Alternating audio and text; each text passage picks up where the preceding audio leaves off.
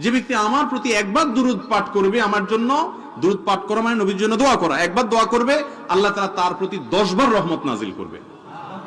না নাউজুবিল্লাহি মিন যালিক, নামাজি হইয়া হে রাসূলের লাগি দোয়া করে, এর থেকে বোকামি আর কাছে ধরে? তুমি হইলা মুসল্লি, তুমি হইলা নামাজি, আর রাসূল হইল রাহমাতাল লিল আলামিন।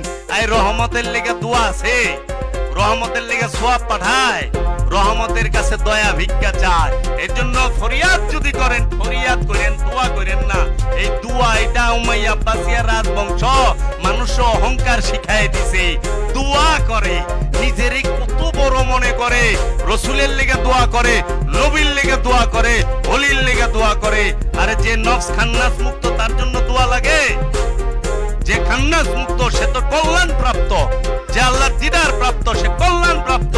যার লগে আল্লাহ কথা কইল, যারে আল্লাহ দিদার দিল, যারে আল্লাহ মেরাজে নিল, যারে আল্লাহ কোরআন দিল, যারে আল্লাহ ফুরকান দিল, যারে আল্লাহ আব্দুহু বানাইলো, যারে আল্লাহ নবী রাসূল বলে আখ্যায়িত করলো, তার জন্য ঈমান আনছে, হ্যাঁ দোয়া করে। আমি দোয়া করি, হ্যাঁ কোটি কোটি সওয়াব জানি যায়। বেয়াদবির একটা সীমা থাকে।